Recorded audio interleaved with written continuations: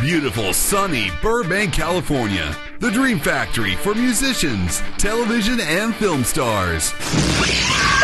Now, it's home to a new breed of terror. Here, two men have dared unleash an unspeakable horror. On this episode of View the Right Thing, Steve and Wes experience the claustrophobic chills of the depraved. We're going to be walking in places where people haven't been for the last 50 years. Then it's the story of a series of murders in a small town that experienced the same terror 65 years before. In the town that dreaded sundown. What do you want? Turn around. Do not look back. Nothing can prepare you for what awaits in this episode of View the Right Thing. Let's all go to the lobby. Let's all go to the lobby. Let's all go to the lobby to get ourselves a treat. Hey, welcome back to another episode of View the Right Thing. Yes, welcome to Indiana Jaws. I thought for half a second that we were on the same page with that. I'm never going to stop, ever. Oh, if you're listening to View the Right Thing, chances are, maybe you've listened before, but if you haven't, if this is your first episode of View the Right Thing, a quick overview of what we are is, we're sort of like a book club, but with movies. So last episode, 2 weeks ago, we drew 2 movies, and we told the viewsters, that's you, told you what they are, and you should have gone out and watched those movies. And tonight we are going to discuss those 2 movies. And then at the end of tonight's episode, we're going to draw 2 new movies. We're going to tell you what they are. You go watch those 2 movies, and we'll talk about those 2 movies with you on the next episode, baby. Yeah, so that way if you're playing along with us, you'll never be spoiled. You'll never have spoilers. Wes, what's another way they can play along with us, these viewsters? Twitter is a good way to do that. Check us out on Twitter at VTRT.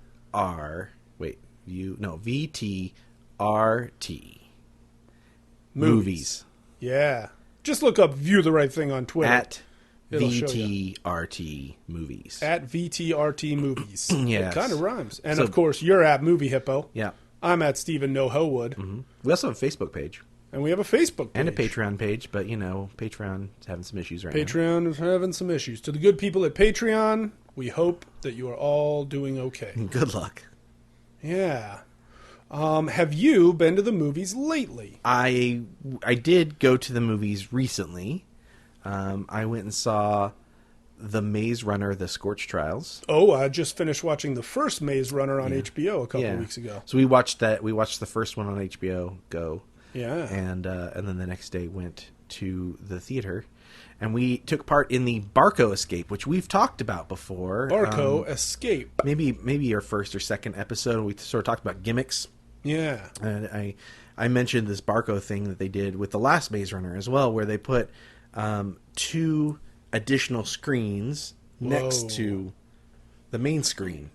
And they project additional images on the sides. Wow. So, like, if you're on sand dunes, it would be like more sand dunes or whatever. That's pretty wild. So you're getting not quite a 360 experience, but about a 180 experience. Yeah.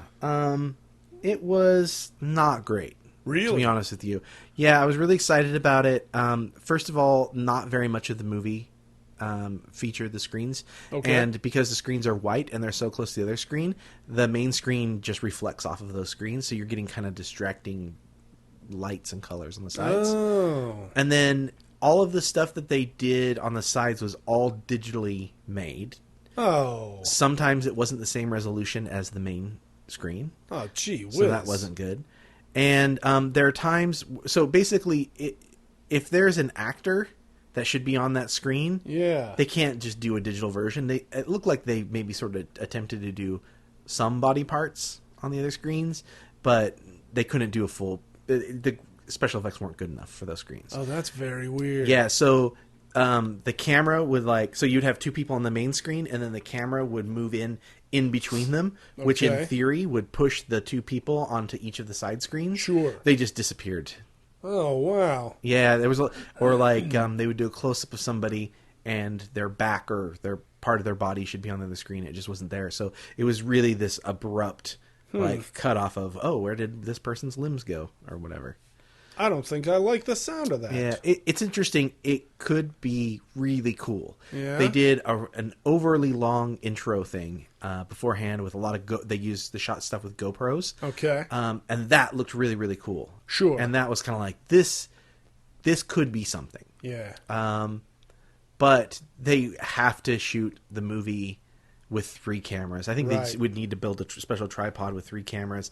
The problem then is, do you use certain lenses for that Right. main screen, then all of a sudden you use the other lenses, and then would that be distracting? Would it make sense? I don't know. So Sounds like it's more trouble than it's worth at the moment.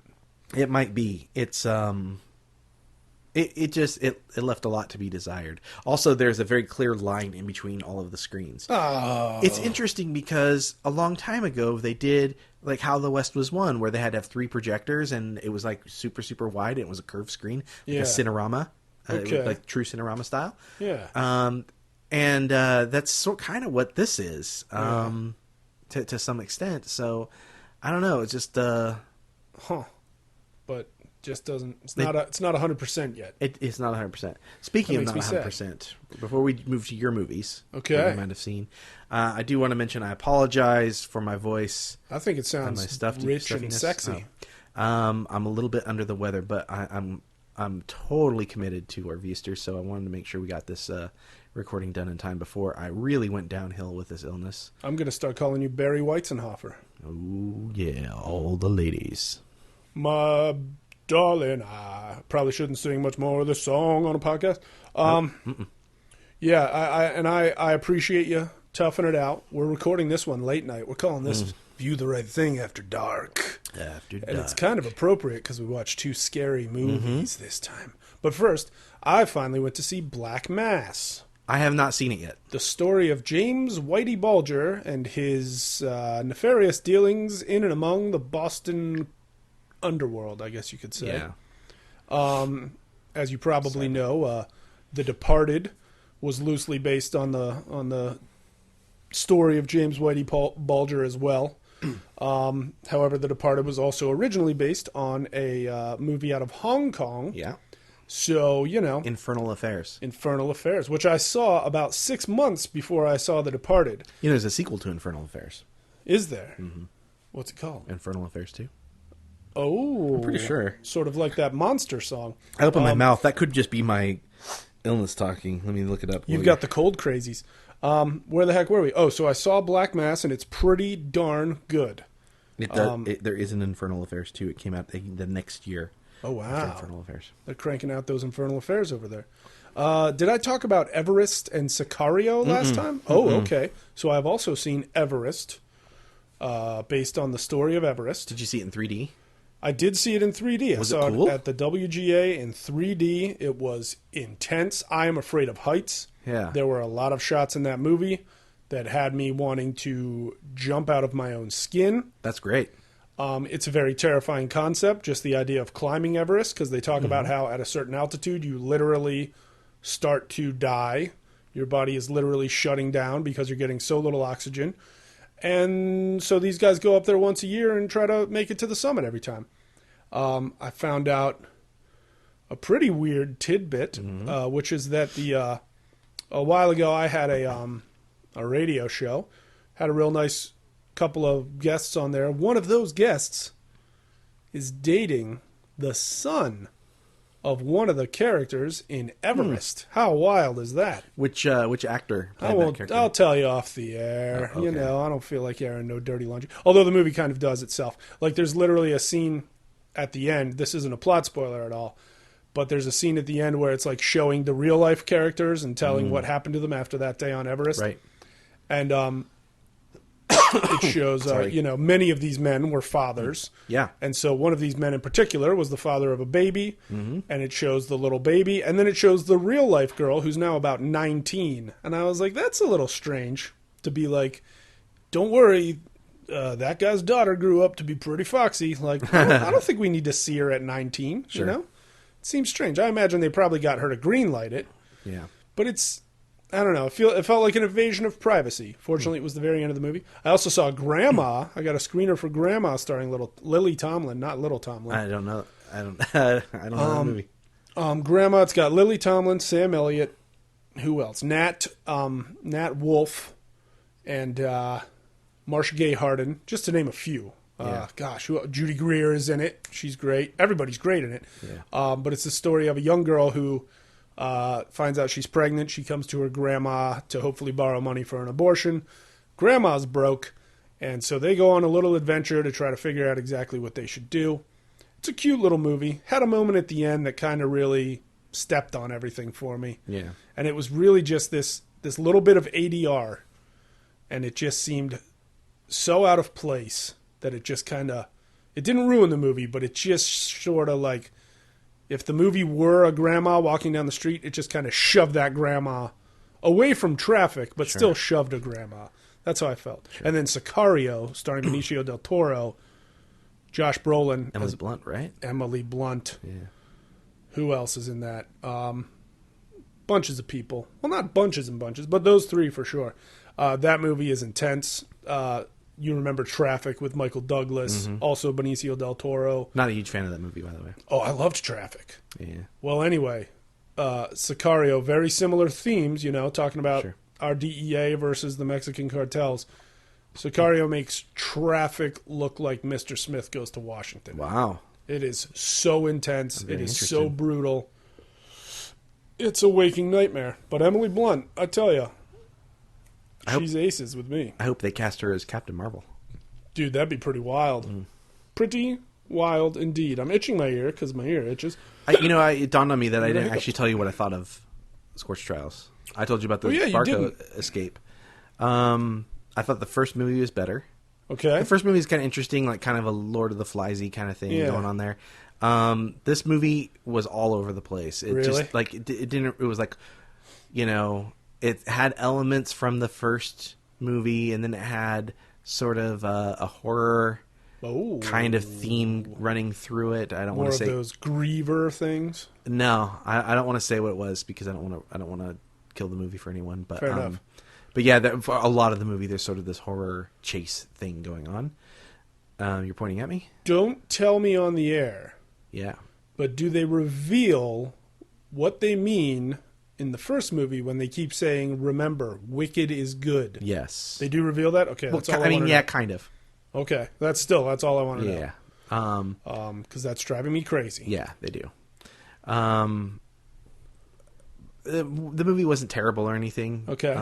It was kind of a fun jaunt. I think I would have enjoyed it more if we weren't doing the Barco escape. Yeah. I think if I just saw it just straight up, I wouldn't have been so distracted, and I would have enjoyed the film more. But yeah, it was a little bit all over the place. It's funny because this movie isn't even like, it doesn't even try to be Hunger Games. It's just trying to be Divergent.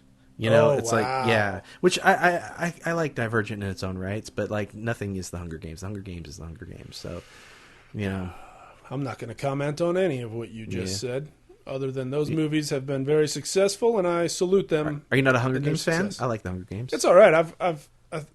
Maybe I've only been to see the first two. Yeah. Well, here's the thing. Jennifer Lawrence. Yeah, Jennifer Lawrence is in those movies. Liam Hemsworth is in those movies. So it's like him a lot. Those movies could be atrocious, but with Jennifer Lawrence in it, I am still going to give it a shot. I mean, Woody Harrelson, Elizabeth Banks. That's all fine and good. Donald Sutherland. Those are all good. Jennifer Lawrence. Good actors. All right, fair enough. Talking about Majela. A lot of Academy Award nominated actors in those Hunger Games. Yeah, that's true. Sutherland. Philip Seymour Hoffman. Ooh, do you want to play 1 degree of Maze Runner: The Scorched Trials? Okay. Which one of us in this room was in a movie with Dylan? I don't know who Dylan is. Dylan, the lead from Maze Runner: The Scorched Trials. Okay, I'm guessing it's you because it wasn't me. That's right. What he starred in a movie, High Road, directed by UCB's Matt Walsh. And you were in Good old Matt Walsh put me in that movie. Nice. It's a fun movie. Watch it. High Road. Should we get to these scary movies? Yeah, happy October, everyone. Do you like scary movies? That was okay. I didn't have a voice modulator there, but maybe it sounded like that guy. A dated and feeble attempt at that. Do you like scary movies? That's probably worse. I think it's like a little bit more like... Well, he has a voice modulator. Well, I know, but it's also like a little bit more gravelly or something. Huh. Don't you think? I think you've just got 90s ear. No way, man. It was like, nah, I'm not going to do it. But yeah, he definitely had a gravelly thing going on there. A gravelly 90s year. We didn't watch Scream. No. What was the first movie we watched? It was a movie called The Depraved. The Depraved. Overseas, it was called Urban Explorer. I don't know why they didn't... Maybe they didn't think that name would do very well here. Now, overseas, was it called Urban Explorer, but the German translation of that? I'm sure it was in German and other languages. So over here, it might be Depraven? I don't know. I think if you type in Urban Explorer on IMDb, it comes up. Oh, snap. So... But it was The Depraved and all. It was a pretty much a direct-to-video release. It did some festivals. I actually saw it at the LA Scream Fest where it won Best Picture. Who, I had went, a yawn attack. Whoa, hey now. Who stars in this movie? My good friend Nick Eversman stars in this movie. Oh, yeah. I like Nick. He's a good dude. He's a swell guy, and he always makes me think of Disneyland, because that's the first place I ever met him. And he's a pretty new father. That's true. Congratulations to Nick. Congrats, Nick. I'm glad you made it out of that Depraved storyline and are now a dad, because that movie's horrifying. Well, spoiler alert. What? He doesn't make it out of that movie. Oh, well, why'd you say that now? Well, you know. I had the audience going for a minute. Well, hopefully they've watched it. So, yeah. So we have this movie that is about 4 international travelers. Sure. 3 girls and 1 guy. And it seems and like... Then, and then their tour guide as well. And the tour guide. And it seems like there's a couple. Yeah. A guy and a girl. Right. And then, so the girl is... Hot. Is hot? Is that what you said? Oh, she's gorgeous. Lucia. Lucia. And her boyfriend is Dennis. Dennis. And then there's 2 others. Dennis. There's a Korean backpacker named Juna. And there's a French tourist named Marie. Marie. And Dennis from Cabin Fever, remember? Mm-hmm. Dennis, right? Yep. So Dennis, Lucia, or possibly Lucia. Sure. Marie and... Juna are all going to do what? They're going to go urban exploring. Which if you don't know what urban exploring is... It sounds painless. Yeah. So it's typically, I believe, underground exploring underneath cities. So you're going through like catacombs and sewers and buried stuff. I'm making this face because I have to sneeze. Oh, I thought you were making the face because it sounded terrible. No, well, a little, but so they meet up. They meet up with a guide who's going to take them urban exploring named Chris, and they meet up in this like parking lot. And Dennis and Lucia are having their cute little couple moment. They introduce themselves as nicknames. They do all have nicknames. But before we get to the nicknames, so Dennis and Lucia are having this little conversation, and they've been playing this game where they're trying to get the other person to say, I love you. Oh, right. Right. And then the other 2 girls show up, and then Chris shows up in his car and pulls out his backpack and stuff, and he meets them, and Dennis comes up, and he says, I'm Mickey. Yeah. And this is Mallory. And the guy's like, haha, Natural Born Killers. That's true. Natural Born Killers, which was an Oliver Stone movie that I sat through too many times as a teenager. Yeah. So they've paid him to take them somewhere extra special. Yeah. So, which city are they in? They're in Berlin. Berlin. And so Germany. In order to get to where they're going, they have to go through like this like nightclubby rave thing that's going on. Which seems weird. It's a little weird. Why would you have to go through the club? Yeah, because, I don't know, they probably needed like, oh, we got to show more actors than just this. Maybe that's why, okay. So they go through the club, they go out a back door, they go down into a basement, and there's a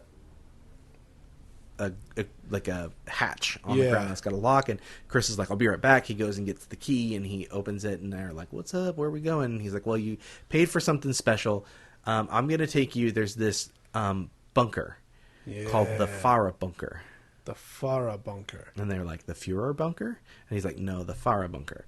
And this was a place where they took, like, the Nazis would take their children, and it was like a an escape bunker, essentially. For the Nazis to escape. For the Nazis to escape into and be safe. Wow. And he tells them that they've walled off the Faro bunker because they don't want neo-Nazis and riffraff to get there. So he brings along, like, pick hammers.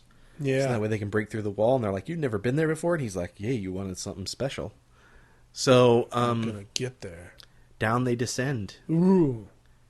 And they start making their way through. They're creeping along. Yep. And the French girl, Marie. Yes. Is beautiful. She has a camera with her. She's like a shutterbug. Right. And so she's taking pictures of things, and as she's snapping. She kind of wanders away from the group a little bit. Snap. Bad move, Marie. Then she goes and looks at her photos, and she sees there's somebody in one of the photos. And there's these two kind of burly German dudes with a nasty dog. And they let the dog loose. Right. And someone kicks that dog, right? I think Juna hits it with a board, and the dog goes flying into the wall. Hits it with a board. Okay. Yeah, I think you're right. It might be Juna. Poor dog. The Korean girl comes to the rescue, and then they have this like sort of showdown with these two guys who seem like they're going to maybe do them trouble. Harm. Yeah. And so she goes through and deletes the photos, and it's deleted. And so the guys leave. Right. And they continue on their way. Are they being followed by those guys? I don't know. I don't know either, because they have to go through a weird underground swampy thing. Yeah, they go through, and they're like, there's eels in here. Yeah. They were like, do we really have to wear waders? And he's like, well, if you want the eels to not rub up against you, yeah. Here's my question about that. Yeah. I may have glanced away from the screen. Okay. The tour guide had Chris a backpack on that definitely was not packed full. Right. Did he pull 5 sets of waders out of his little backpack? He may have had one unwrapped, and he may have had 4 brand new ones still vacuum sealed for all we... I'm just saying, look, I don't know. But did he pull them out of the backpack, or did he have them stashed there? I think he pulled them out of the backpack. I think they implied they pulled them out of the backpack. I don't know if you could fit more than one pair of waders, let alone 5. Does it really... Did it really bother you? It did, because like the whole time he's walking, the backpack never looks full at all. It looks pretty darn empty. Yeah, and he pulls out like a torch and like a butane torch, like a little camping stove, and the pickaxe, hammer, axe, and it's like, maybe fill that backpack with some newspaper to make it look like it's busting with items. Sure.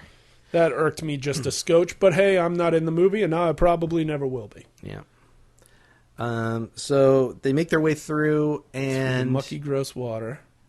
Do they go across the gap before the piano? I think they must. Yeah. So they encounter this sort of window area, and they bust out the window, and there's a gap, and they need to get across the gap. So they take a metal, not even quite a beam, just like a thing of metal. Yeah, it almost looks like a highway guardrail. Yeah, because it's got kind of 2 grooves in it. Yeah. And they put that across, and then they balance themselves and go across. Yeah. And then they end up in this room where there's a piano, and they're like, how the heck would a piano be? Yeah, how would a piano get here? And he makes them coffee, and they warm up with the coffee, and he tells a story about the piano and who might have put it there, and they sort of imply like aliens or something. There was like a group of people that like believed in some... Yeah, I'm trying to remember the exact... I can't remember the name of them. That he wove. The name of the people, but yeah, it's... Are you sure he wasn't talking about Aryans and not aliens? No, he wasn't definitely talking about saying aliens. Yeah. Okay. So anyways, so they continue on. They get to a brick wall. They bust it open, and they go in, and there's all sorts of things to take pictures of inside the Faro bunker. Yeah, there's all these weird like paintings on the wall. Yeah, so when I went to the screening, the director was there, and I asked about the murals and stuff that were painted, and they actually, to make this movie, did real urban exploring. So the stuff that they're doing, I mean, I'm sure they scouted each location before they went in there. I would hope so. But they physically went down under the city to film this movie. And he said that most of the things that you see in that scene were actually there. God. They existed. So even those paintings? I think he said all the murals were existing. That's crazy. Yeah. Should I explain what was in the paintings? Yeah, go ahead. So at first glance in the paintings, what I thought I was seeing was like Nazi troopers with strange wings. But then I realized what it is they were paintings of Nazi troopers holding their arms out, sort of in like a Sieg Heil kind of move, but they had these big pointy shields on them. Mm-hmm. And then crouched under those shields were little Nazi women and children first. Farmers and farmers and stuff. So it was like, look, the Nazis are going to protect you, right. Deutschland. Just hide under our big, scary black shields while we wear gas masks and Darth Vader helmets. And that's a quote from Hitler himself. A lot of people don't remember when he said that. But yeah, the paintings were pretty intense and not necessarily scary, but just sort of like, wow, if that was really down there under the city, that's weird. So who took the time to paint those? You know what I mean? Right. So they made it. They made it to the Farah bunker. Yeah. Movie is over. Credits rolled. It was pretty short and exciting. Yeah, and then didn't they eat a sandwich when they were down there? Wait a second. Wasn't there a scene shortly after the Farah bunker? Sure, there was. They decided to go back. Yeah. And they got to cross that gap again. And then one of the stupidest things ever happened. Yeah, so Marie is the next to last to go across, and Chris is on his way across, and he's looking down, watching his footing, and she turns around with her camera, and she's like, hey, Chris, and he looks up, and she takes a picture, and it flashes, and he loses his balance and falls down the chasm, down the shaft of whatever it is. I almost think at that point somebody should have just shoved Marie right off the edge, too. Right. Never take a picture of somebody when they're walking across a tiny balance beam in a dark cavern. Yep. Ever. So they go down. Dennis goes down to check on him on a rope. Yeah, he gets a rope, and he goes down on the rope, and he rips open Chris's jeans, and we see that he's got a compound fracture. A compound fracture. And he tells Tyler Mane? No, not starring Tyler Mane. Oh. So he tells Lucia that she needs to come down because she's a nurse. Oh, yeah. And she can take care of him. So she comes down, and Juna and Marie are going to go get help. Right. So she's like, this is really bad. We really got to get him out of here. They're waiting for a little bit. And all of a sudden, they hear some noise up top. And it's much too soon for Juna and Marie to be back. Right. And also, as Juna and Marie run away, don't we see a shot of them sort of coming up into some room, and they're kind of disoriented, and one of them is like, something's different. Like, this isn't the same as it was last time. Mm-hmm. And then we don't see them again. For a while. So, so somebody starts to come down. Right. And so there's a wardrobe or a bureau of some kind down there. Yeah. And no idea how it would have gotten there. Yeah, but it was there. There it was. So they hide it. Dennis and Lucia hide in that, and this figure comes down, and is shuffling around, and then rips open the door. Ooh. And there's this guy, and his name is Armin, and he's played by Klaus Stiegelmeier, who is terrifying. Yeah, he's great in this movie. I thought he was a lot of fun. A lot of people thought he was a little over the top. Well, but I thought it worked for the character. I think it worked just fine for the character, but it was also terrifying. Yeah, and apparently the guy is super intense in real life. Really? Yeah. So he made me want to just cry. Yeah. So he only speaks German, and Dennis can speak German a little bit, as can the actor Nick Eversman. Oh yeah. And Nick, if you're listening, call in, speak some German to us. Yeah. So he's like, hey, I live down here in this bunker, and I've got supplies. Here's the stretcher. Let's get this guy out of here. Right. So they get Chris out, and they take him back to the bunker. Oh. And he's like, I've got a phone. I've got some medical supplies. I'll call somebody to come get you right away. Yeah.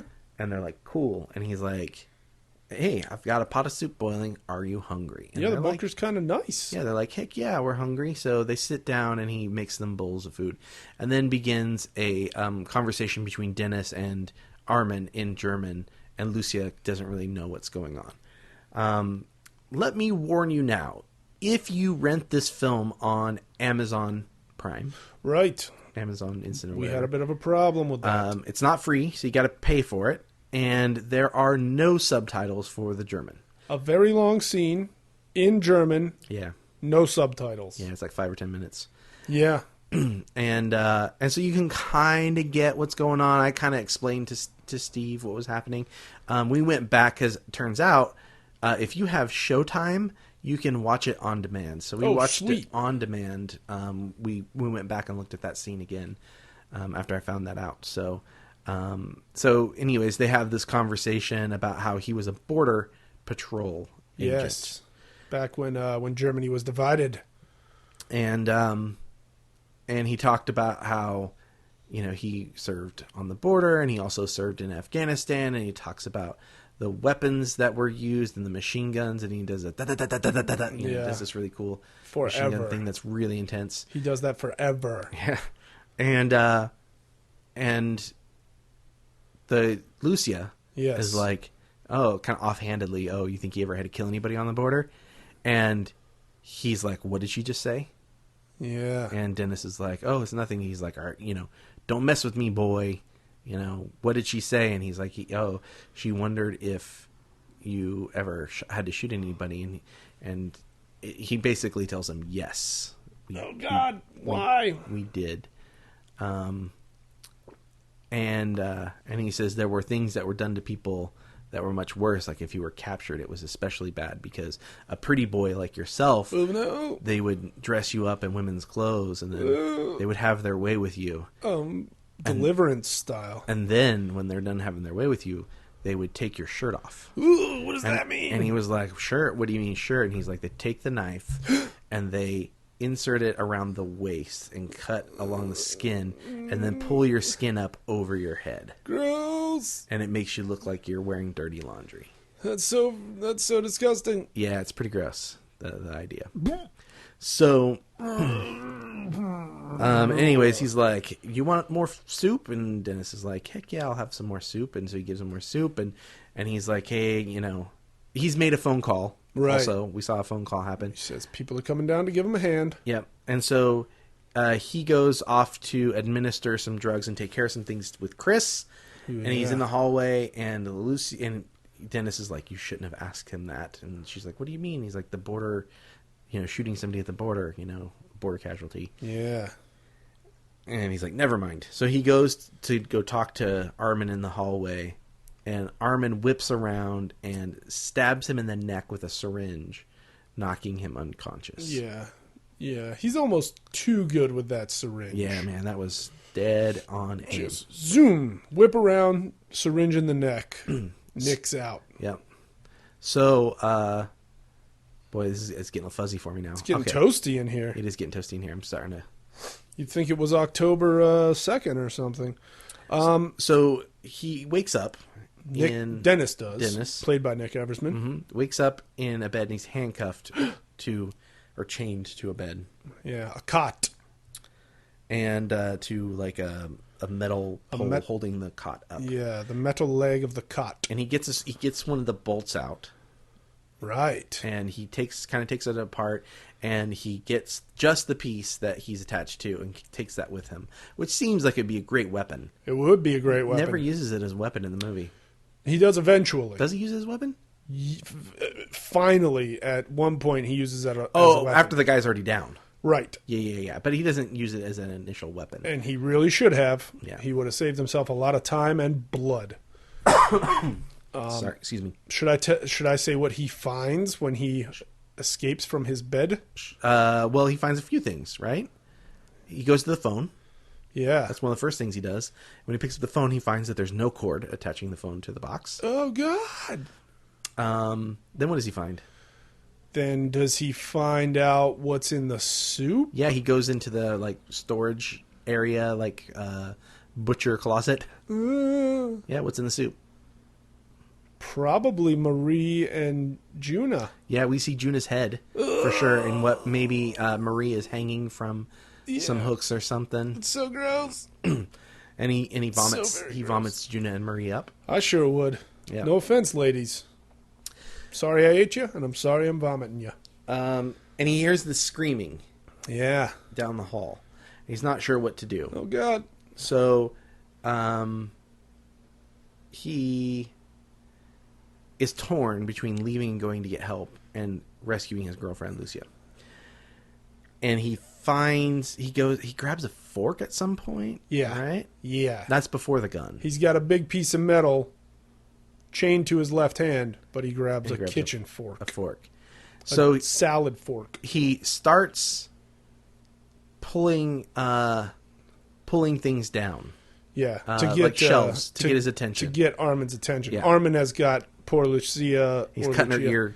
Like he's gonna cut her ear off. Yeah, and he's got her strapped into some kind of torture chair. There's a lot of dried blood at the foot of the chair. If you've seen the poster on the Facebook page, I put up our Hall of Fame. I put up all of our posters of the movies that we watch, and her in that chair is on that poster. Oh, sweet Lucia or Lucia. So he pulls down these big shelving unit things, and Armin stops torturing Lucia. Yeah. And he comes out to investigate, and Dennis is hiding in this like kind of closet area. He's really good at finding small closets to hide in. Yeah, and he takes a rock, and so when Armin starts to come into that room, he flicks the rock. Armin looks the other way, and he stabs Armin in the face with the fork. Right. Runs out, closes the door, and puts the fork in the door. Puts the fork in the door. To like lock it. Yeah. It doesn't last for very long. No. Meanwhile, he's still got a big piece of metal chained to his hand. So he goes to get Lucia, and he hears Armin coming. He can't get her out in time. Yeah. And he grabs a gun that's in like a desk. He finds a gun. Is it a Luger, I think? Yeah, it's some Germany. One of those stereotypical German handguns. Yep. And when Armin comes in, they have this like little showdown, and he shoots Armin, and Armin falls down. And then he goes over and finally uses the piece of metal.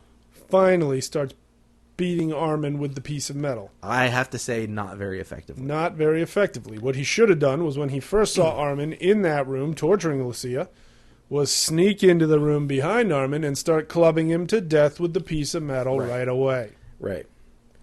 But I didn't write the movie. So Klaus. I don't know why I called him Klaus. Klaus. Armin.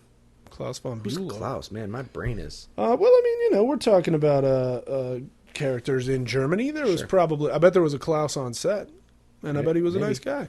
So, so Armin's unconscious. Dennis goes and unstraps Lucia. Yeah. And they start to leave.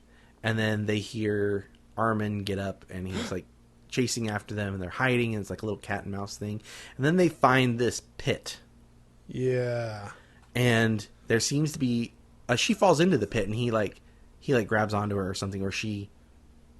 Yeah. And then there's a ledge. He's like, I can't pull you up. If I pull you up, he's going to see us. But you can hide down there. There's a little bit of a ledge. I'm going to set you down on the ledge. I'm going to go hide, and I'll get help and come back. And so he sets her down, and she finds like a little hole in the side of the earth. And she hides in that hole. And Dennis hides, and he goes a different way. And Dennis tries to escape.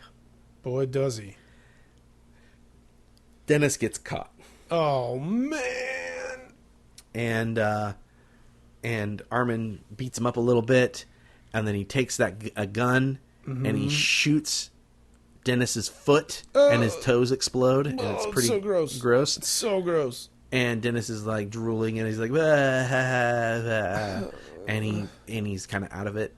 And Armin picks him up and sits him on top of a tool bench or something.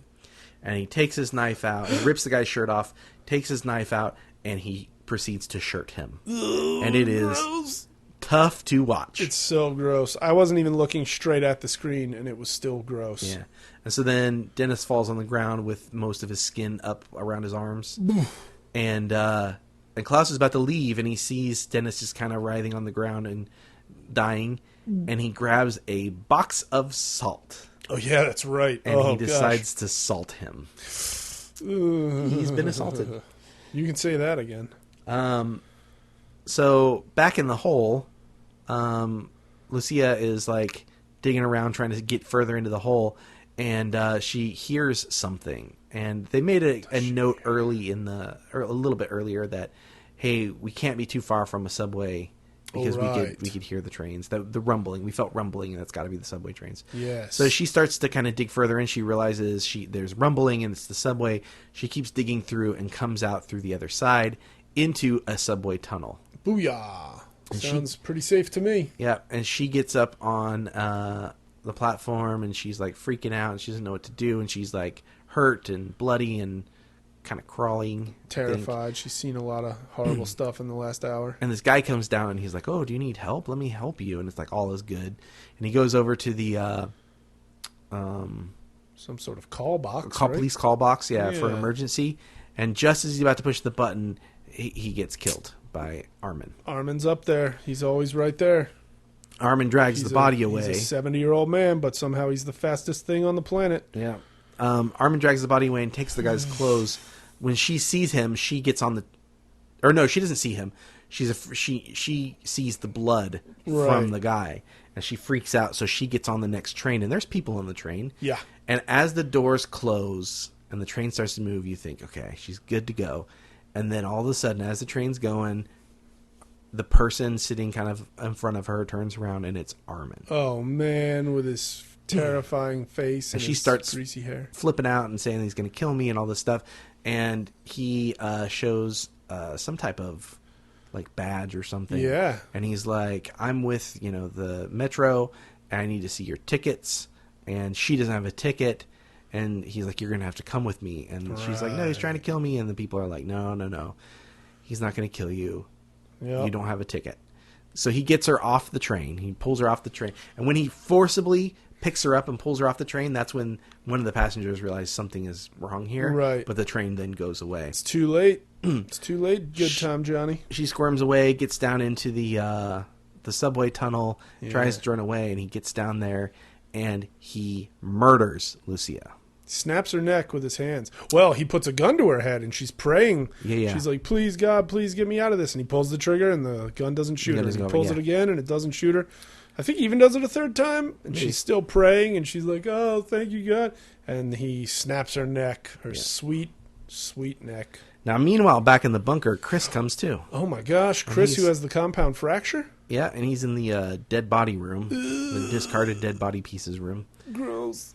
And he painfully and slowly pulls his way out of that room, into the hallway, finds a grate in the floor, goes through the grate in the floor, which drops him down into a sewer, which can't be good for your open wound. Yeah. And he gets washed away, and then Armin, goes back to his... Armin cleans up all the blood in the subway and goes back to his thing. And the very last thing we see are some kids playing outside during the next day, and they come across the culvert, and they see Chris's body. Yeah. Maybe alive. Certainly waterlogged. Yeah. Sewage logged. Yeah, laying at the bottom of the thing. And that is the Depraved. This is the fastest Depraved movie telling we've had yet.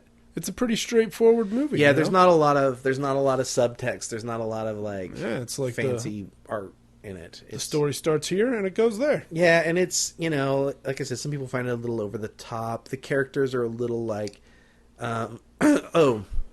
there's the whole thing with the "I love you" game. So when he leaves Lucia in the hole, he leaves and then he comes back and he's like, "I love you." He's like, "You win. I love you." Oh. So there's a lot of things like that. That's like kind of obvious that they're coming. It's a little see through this plot. Armin's a bad guy when he gets them. It's pretty easy to assume. He looks like a crazy hobo. He looks like he ate a crazy hobo. Right. He probably did. Probably. So that was the Depraved. It is Depraved. Did you like the movie? I mean, it's a thrilling watch. Yeah. I definitely enjoyed Lucia. Huh. She's a knockout. Mm-hmm. And, there's some when funny Nick's foot explodes, I mean, that's pretty unexpected. That's horrifying. There's so much horrifying gore. But it's not till the last half of the movie. That's true. The first half of the movie is about them exploring and kind of talking, and for you to kind of get to know who the characters are and maybe form some type of attachment. The downside is I didn't really, other than the fact that my friend was in it, I didn't really form much of an attachment to the characters. I was pretty attached to Lucia. But Sure. then, boy, did I get mad at Marie when she took that photo of Chris and made him fall to his almost death. Yeah. Just, come on. That's what I have to say. Yeah. But, I like the movie. I put it in the bucket because it's one that I think people should check out. It's a cheap rental, or if you got, like I said, if you got the Showtime Anywhere app or whatever, Booyah. you can watch it that way. So I think it's worth. I mean, there's a lot of really bad horror movies out there, and this I would not qualify as a bad horror film. No. But it could be better. It could be better. It's just a little obvious in its execution. Yeah, but man, Lucia. Boy, you're really stuck on Lucia. What's the phrase? I don't know. Why don't you turn me Lucia? Never mind. That was a Loverboy reference. Hey, should I start talking about the town that dreaded sundown? Well, I want to know if there was a coffee countdown for the last movie. Definitely not. Nope. It was not a terribly long movie. It was terribly exciting and nerve-wracking and disgusting and what have you. So I did not doze off. I don't think. But I forgot to bring my notes. I forgot to bring my notebook with me to watch it. Yeah. So I didn't take any notes. But it was also very easy to remember everything that happened. But I'm pretty sure I was awake the whole time. All right. Awake and praying that Lucia made it out alive, as was she. Coffee countdown, 0 minutes. I stayed awake the whole time. So, nice. Thumbs up for that, for sure. Nice. So we got the town that dreaded sundown. Can I give my my little fun fact about me and this film? Of course. So we're recording this in October. It's coming out in October. Right. This podcast episode. I have been in Los Angeles for about 5.5 years. Okay. 5 years ago, at this time, this very moment, I was in Northern California working on my first ever feature film. What was it called? It was called, at the time it was called Lawless. Lawless. And then it got changed to Deep Dark Canyon. And it's kind of this 70s gritty crime chase film. All right. And it's funny because I was doing a movie night on this very night. I looked at my time hop. I was doing a movie night on this very night 5 years ago with one Nick Eversman. I met Star Nick, of The Depraved. Yeah, I met Nick on that movie. And his co-star in that film, who I also met, played miniature golf with and whatnot, was Spencer Treat Clark, who most people know from Gladiator and Unbreakable. And interestingly, 5 years ago, I was working on that with those two guys. Yeah. Tonight, we're recording this podcast. The first movie starred Nick Eversman. The second stars Spencer Treat Clark. What a coincidence. That was not planned. I didn't realize it because I didn't even know Spencer was in the town that dreaded sundown until it started. I was like, is that Spencer? We're getting a lot of weird coincidences with our movies each week. Yeah, it's really interesting. Very strange. They're meant to be, I think. Yeah, maybe. I can't disprove it. That's for damn sure. All right, why don't you launch us into this? All right. Well, the town that dreaded sundown starts roughly 70 years ago. It starts in 1946 in a little town called Texarkana, which is a town that straddles the border of Texas and Arkansas. Yep. Texarkana, one town, two states. In 1946, a guy started murdering people, and they referred to him as the Phantom. Sometimes he's also referred to as, I think, the Moonlight Murderer, something like that. They reference him in Seven Psychopaths. I have a question about him. Okay. He wears a cloth sack over his head. A pillowcase with eyes cut How out. do they know that? Was there ever did somebody live through it and say this is what he wears? Somebody must have. How did they know? I really don't know for sure. Right? I think in the first movie, here's what also you need to know. So these events took place in 1946. Then in 1976, somebody went and made a movie about the events of 1946. For reals. Called The Town That Dreaded Sundown. Yes. Now in 2014, people came along and made another movie called The Town That Dreaded Sundown. And and it is about the year 2013, having been in that town since that movie came out, and how that movie coming out has kind of plagued the town with phantom fever every Halloween, and how, at one point the town was just like, oh yeah, sure, some guy killed some people a few years ago, it's in the past.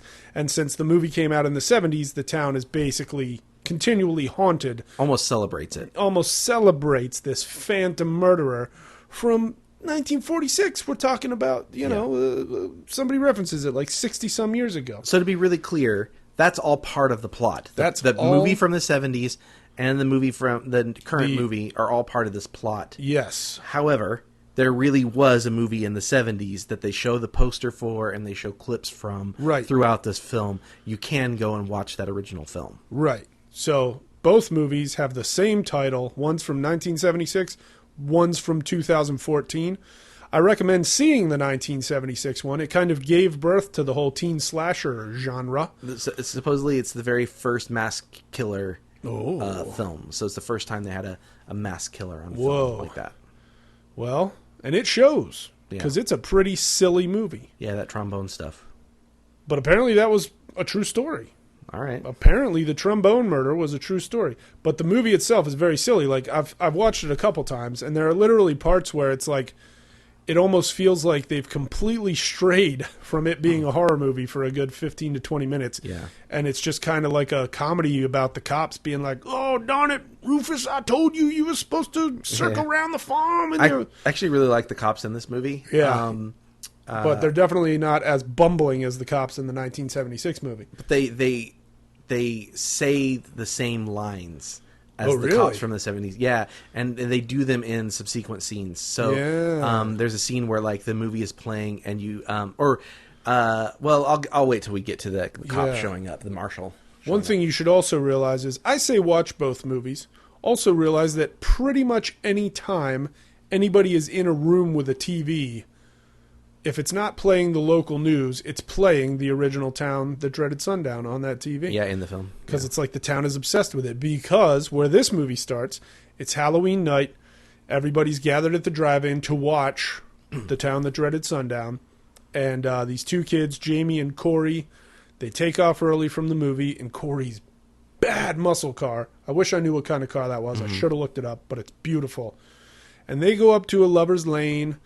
And Corey's trying to get fresh with Jamie, and Jamie spots a white potato sack face out in the woods. And she's like, who the heck is that? And Corey's like, it's probably just a peeping Tom. Don't worry about it. Guess what's not just a peeping Tom? That potato sack face. The guy with the potato sack on his face peeping on them in the woods. And he smashes the window. Yeah. Oh, they did something really cool with that when he's watching them.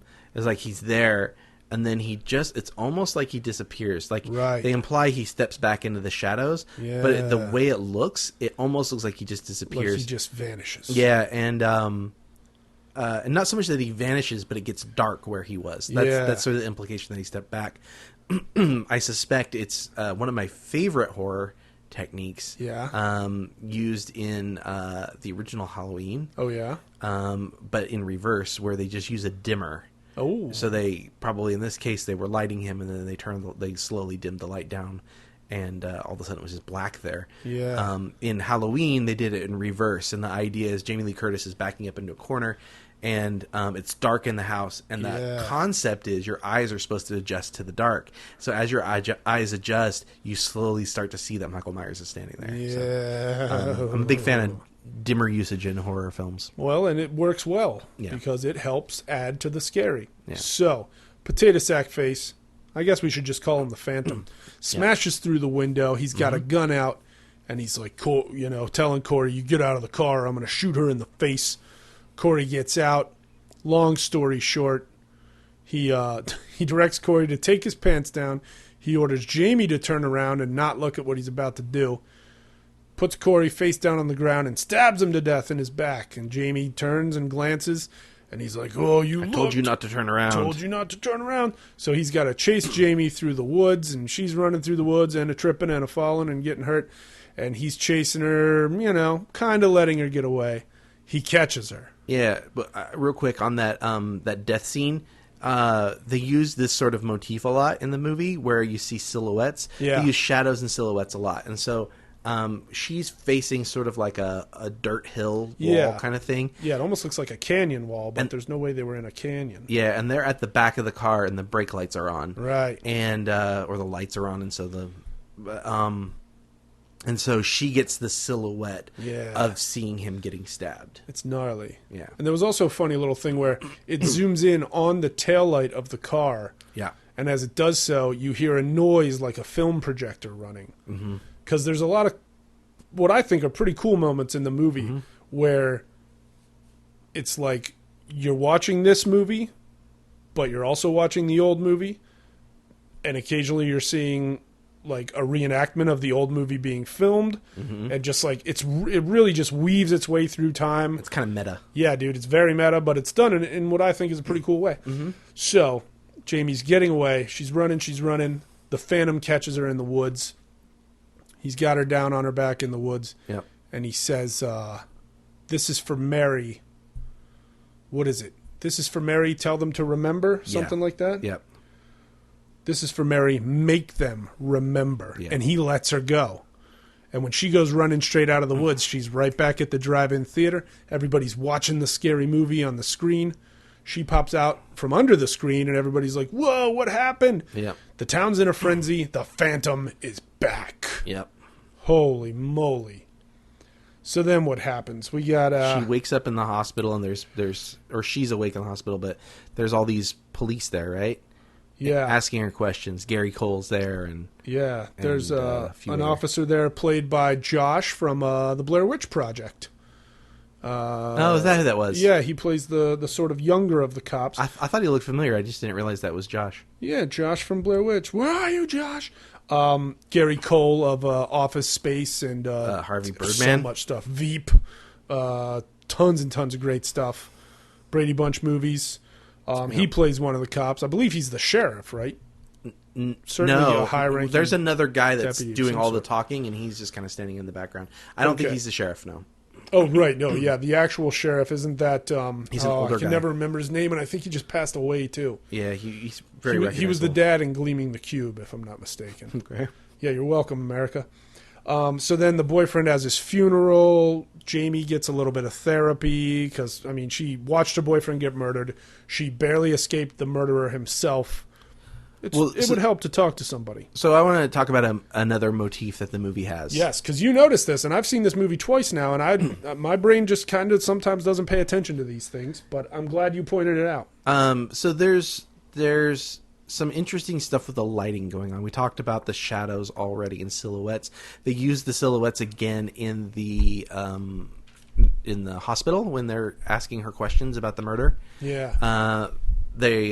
They show the sheriff talk, but they also show from the other side of the curtain. Yeah. And then they make a point of showing that. So you see his shadow, his silhouette from the other side, and then when they show him talking, they make a point of making sure that shadow's on the curtain there to kind of like connect it all for you. But because you know what it's like standing in front of a movie projector. it is kind of like standing for a movie projector. Ooh. And the color, the lighting in the room, it's like, I believe it's morning. I believe she's traumatized at night, and they bring her in, they come in to question her in the morning, and it's just bathed in orange sunrise. Right. And this is something you're going to see In almost every scene. non-stop. Every scene she's in, there's something orange pretty much in the scene. It's almost always sun up or sundown if she's on camera. There's orange, there's gold, there's red, and those are sort of the three colors that I think are associated with Sundown. Sure. I believe Corey's car was either orange or red, or I feel red like orange. it was bright red with a pretty gnarly black racing stripe. Yeah, and of course the light was red. Yeah. That we saw, and I think that's important. We'll get to that at the end of the thing. Yeah. And then of course the light that she gets is orange. And when you're in the police station, the file folders they use are orange. Yeah. When she goes, some of the chairs, when she goes to some of the different places, like the other jail where they're holding records, chairs are those orange plastic 70s chairs. Yeah. When the marshal comes in, he's wearing an orange tie. Marshall Lone Wolf. Marshal Lone Wolf. Lone He's wearing an Wolf orange Morales. tie. But again, that the color is so they, to me, they're kind of hitting the nail on the head a little too much. Yeah. But if you didn't notice it, that's okay. Then that means it works for some people, and other people are going to notice it. But kind of getting back to the funeral scene, we're talking about. She shows up at the funeral, and it's like crazy orange. Yeah, the sun is almost just flying straight through the window. Like it's pretty much on the horizon, blasting through the window. Yep, everything's orange. Shadows are all. It's almost like it's always either sunrise or sunset the entire film. Yeah, and shadows are always on the wall, kind of going back to that silhouette motif and the shadows. Yeah, they're always on the wall. Even when she's walking in her own home, you see shadows on the wall. Because the shadow's kind of like a phantom, and I think that's intentional. So she goes in and she sees the dad of Corey. And the mom of Corey. Well, she sees the dad go into an offshoot room. Okay. And so she goes in to talk to him and says, hey, I wanted you to know that he was brave. And the mom sees her and flips out. But that room is also very orange. Yeah. And very dark. Dark orange. Well, yeah, it's not lit. Like it's bright. It's a dark room. Yeah. And the mom flips out and calls her a slut. She starts calling Jamie a slut for crying out loud. It's pretty terrible. Mm. God forbid any of us ever have to be a parent who lives through their son being murdered by a phantom from 66 years ago. But to attack the girl that narrowly escaped with her own life and call her a slut is a little rude. Right. I'll say it. Then we kind of leap forward to November 26th, 2013. And you made the comment, I feel like we're watching a different movie right now. Yeah. Because all of a sudden there's this really heavy rock song going. Yeah. And this hot blonde is walking through the little airport or bus terminal, something like that, to meet her big Marine boyfriend who's returning home from, from military duty. What era are her clothes? Probably 70s. They're 70s. And what crazy color are her clothes? I would say bright orange. They are bright orange. She orange. has sort of a blondish, goldenish kind of she's fur, feathery blonde coat. Yeah. No, her coat too, on. Yeah. And then her, I don't know if she's wearing a jumpsuit or what she was wearing, but both her top and her bottoms were just orange. She like popsicle orange. Like a walking sundown. Yeah. And this is the town that dreaded that. Sundown. Yeah. Boy, oh boy, is she excited to see her boyfriend. And they start boning hard. They do. They're in a cheap hotel room and they are going at it. And they change positions even. I mean, I wasn't looking all that closely at the screen, but it looks like they were really getting down with each other. They show their full bodies, that's for sure. Yeah, it's don't let the kids watch is what I'm saying. There is some hardcore R-rated boning going on here. I mean, you don't see anything X-rated or anything. No, but it's they make intense. you believe it. They make you believe it. Yeah, they're going at it. And so they're enjoying it. They're in love. He's been away at active duty, military, probably overseas. She's missed him like crazy. So then they're laying there in the afterglow, pun intended. And she's like, "Hey, why don't you go out and get us some snacks?" I want some cookies. I need some sugar. Cookies. She needs some sugar. Yeah. Now, this guy's a Marine. This guy's just back from active duty. I have a feeling he can take care of himself pretty well. But he does make the mistake of going outside the motel room to the out of doors in just his underwear. Yeah. And we see him walking around out there, I'm assuming looking for a snack machine. Cut back to in the room. The girl's in the room, still naked, enjoying herself. She sees something in the window. She goes to look at it, and the Phantom is there. Yeah. And she's completely naked at the front window. She's completely naked at the front window. Which and my the wife Phantom, did not buy. No, well... She was like, who does that? This girl. Yeah. She's clearly very free with her body. The Phantom has the Marine's severed head. Yep. Which he smashes through the window. Yeah. Crawls into the window himself, chases the girl around. She jumps from a different window 2 stories to the ground and sustains a... compound fracture. A compound fracture. 2 movies in a row. Ugh.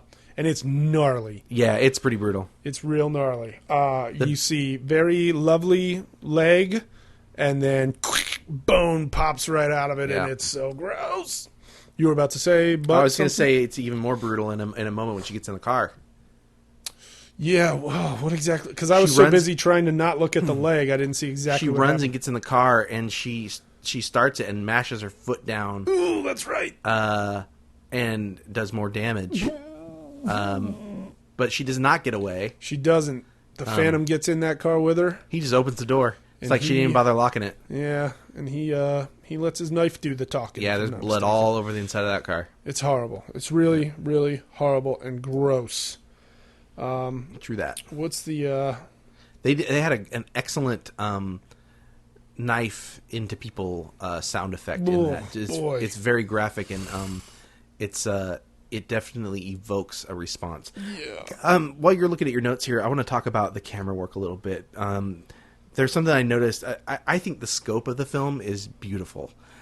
Sure. Lots of these really big shots, these very kind of panoramic type shots. Yeah.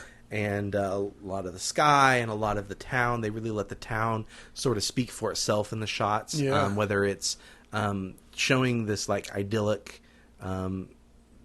country town, right, or showing that the town's completely empty and nobody's in their stores working, nobody walking on the streets anymore. It looks like a pretty haunted place. There's some really great editing effects done in, especially early on when the girl is running away from the killer after Corey is killed. Right. She's running away, and they do some really cool editing things where you see her running in the eyeball of the guy. Yeah. And you see she does running, and they had the cameras turned on its side. Yeah. And I absolutely loved that. Yeah, that was really frantic. Made you feel so so much unease. Yeah. And they do a lot of that in this movie. Yeah, like I remember seeing that, especially on your much bigger screen than mine, tonight, watching that and feeling like I myself am about to trip and fall in these woods. Right. And I'm sitting here on a couch, you know? Right. Yeah, that scene was awesome. Awesome. Yep. So yeah, kudos to these filmmakers. And I mean, kudos to the guys who made The Depraved, too. But they're two very different, horrifying, gross movies.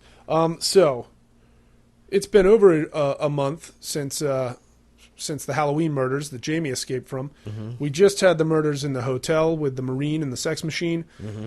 Jamie gets a phone call from Corey's phone. Corey, her dead boyfriend, the first victim of the new Texarkana Phantom. Dun, dun, dun.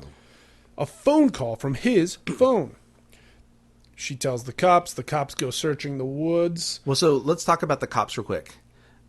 Because we've now, at this point, have met Marshall. Sheriff, Texas Ranger. Texas Ranger. Texas Ranger Morales, played by Anthony Anderson, who insists on being called Lone Wolf. Lone Wolf. So he comes in, and he makes some sort of declarations as far as, like, I want that there's two sheriffs, and I want them both reporting to me. You know, pick one representative and have them report to me. And some of the dialogue that he says, I don't know if it's the next scene or it's another scene fairly quickly after that. Okay. Where there's a TV on and the old movie is being played on there, right. And the character on the movie, on the old movie, says the exact same dialogue. Oh, nice! I did not hear that. Yeah, and they do that 2 or 3 times in the film. That's funny. Where they replay somewhat intentionally, or always intentionally, but like with the trombone stuff, they sort of mimic the deaths from the first film. That's absolutely correct. Because, so yes, the first film has the Lover's Lane. Mm-hmm. I'm pretty sure there's a hotel murder next. Then we get to the trombone murder. But before we get to the trombone murder, she goes and meets a new boy. That's right. First we meet Lone Wolf Morales, Texas Ranger. Then Jamie meets a new boy named Nick. And Nick is pretty obsessed with the Phantom killings. Yeah, he works in like records for the city of some kind, right? Right. So he's like sitting behind a desk, and she comes in, and he kind of recognizes her. And he kind of already knows where all the best records are that have to do with the Phantom. Yep. Interestingly enough, Jamie goes through all these records looking for information, and at some point during her search, she gets an email from the Phantom. Yeah. And it's pretty scary. So she goes to the cops, and Lone Wolf Morales is really on her side, which is great, because the other cops, you know, they're good old boy cops. They're like, it's a teenage girl. We know what we're doing. And Lone Wolf Morales is like, yo, this girl escaped this dude. We got to listen to what she's telling us. I want to hear everything she has to say. Yeah. Jamie proceeds, I think in that scene, she tells them about Ben Sewell. Yeah. Who it was believed had been the Phantom. Everybody thought it was him. He died recently. And maybe he had his son. A son. She thinks maybe his son is doing this. The cops are like, we went down that same rabbit hole. His son died just a couple years ago. Yeah. Like, we understand, but we've already checked. And she's sort of stepping on the toes of some of the cops. Some of the cops are fine with it. Some of them seem irritated by her. This is very true. We also learn when Nick comes by Jamie's place, Jamie's grandma gives him the old, gives him a good old grandma grilling, and she's like, oh, well, what do you, where's your family, this and that? And he explains his family moved out of town, and he stayed here to keep this job so he could save up money for college. Turns out, if I'm not mistaken, isn't his dad dead and his mom is in jail, or vice versa? There's something, basically, one of his parents is dead, the other one is institutionalized in some fashion, and it's like, boy, oh boy, if that ain't a guy who might be over the edge. Right. Could be Nick. And he's a little bit of a social recluse. Right. And he's got beautiful lips. He had classes with our girl. Right, but she had no idea who he was. Right. And that's a little awkward. Yeah. And he is obsessed with the Phantom. He is obsessed with the Phantom. Lone Wolf Morales, Texas Ranger Lone Wolf Morales, finally watches the original Town That Dreaded Sundown from 1976. Meanwhile, Jamie and Nick, they go to a vigil at the high school. It's a candlelight vigil for Corey, for the Marine and the sex machine. What scene did we see the Lone Wolf watching? The trombone scene? The trombone scene. The trombone scene. We'll explain that in a moment. So, the kids are at the vigil. Everybody's gathered around. There's a couple Marines in full dress there, paying respect to their fallen friend. And as Jamie and Nick walk up to the vigil, a young man with long blonde hair passes by, heading away. And then all of a sudden, a guy dressed as the Phantom shows up at the vigil. My dear friend Wes is having a coughing fit in the next room, but he's handling it well because that's what he does. The Phantom shows up at the vigil. Everybody freaks out. One of the Marines pops two caps in him, if I'm not mistaken, holds his hands out, and he says, "Arrest me. I don't care. He killed my friend. I killed him. Arrest me." He's like, "It's done. It's done." It's not done. Yeah. There is one character that we haven't really talked too much about, and that's the preacher. The preacher. He is. You see him right away in the first scene at the drive-in. Yeah. He's trying to get the heathens to quit watching their thing and make sure they come to the church service. They're handing out flyers and stuff. Stop watching this movie. Yeah. I'm the guy from the Lost Boys. We see him a few times, sort of talking about how the town is sort of like lost. Yeah, it's lost his way. So that's kind of important because he is at some type of banquet. Yeah, it looks like it's just some kind of like supper club or something, right? Yeah, and there's a band there. Yeah, there's a jazz band kind of playing some old swing stuff. Yep. And a lady who, the actress, I recognize her, but I can't figure out where the heck I know her from. Mm-hmm. But she comes up to the band and she's like, "Yo, give me the microphone first. It's the mayor. She's the mayor? She's the mayor of the Texas side. Oh, of the Texas side of town. Yeah, that's another thing you got to take into consideration. One town, 2 states, 2 mayors, 2 sheriffs, 2 police forces. One big problem with the Phantom. Yeah. She's like, "Check it out, fools. Give me that mic. I'm going to bust it." So she's like, "Yo." She sounds less like LL Cool J, more like an old white woman. She's FYI. Like, "Guess what? Mama said knock the Phantom out because they just shot him. He showed up at that candlelight vigil, and a good old Marine shot him with a handgun. The Phantom's dead. And no one else was hurt. Nobody else was hurt. Let's get some celebratory music. Let's dance, you guys. Let's dance." And she's like, "I'm going to count you off." And she's like, 1, 2, 3, 4. Well, she does a 1, 2, 1, 2, 3. Yeah. And then they start playing a completely different tempo. Yeah. And if J.K. Simmons were there, he would have whipped a chair at all their heads. But 2 guys in the band make eyes at each other. They're like, "Oh, this lady." Right, here she goes again, telling us what to play. Yeah. Well, they get into a Mazda Miata. Yep. And they drive away from the supper club that night. But who spots them before they leave? Who's sitting in a car waiting for them to leave? The preacher from the Lost Boys. No, it's Gary Cole. Oh, Officer Deputy Gary Extraordinaire. Cole. Deputy Gary Cole. And he's like, "You boys get straight home." Straight Ominously, home. he looks at him and says, "You boys get straight home." You boys get straight home in your Mazda Miata. Yeah.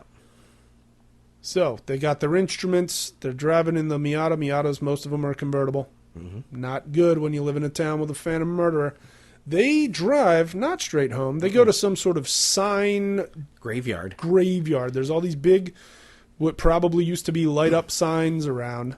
They talk about how they used to go there, sneak off, and smoke. Smoke probably cigarettes. And maybe wacky tobacco. Yeah, the devil's I mean, they're lettuce. in band. They probably smoke jazz cigarettes, if you know what I mean. Yeah. So they, stop the car, turn the lights off. Didn't you say they see a sign that has the preacher's face really big on it? So there's all these signs, and there's one that's kind of fallen over, and it's like it used to be a billboard, and it's the preacher and his thing, and there's an arrow pointing right at the preacher. Right at his head. And then didn't you also say you saw something that said Yes. 1946? So then on the other side, so that's directly in front of them.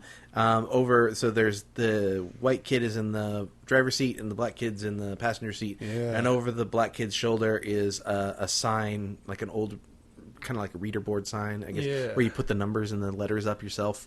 And it just says 1946. Oh my gosh. Which is the year that the actual murders took place. Yes.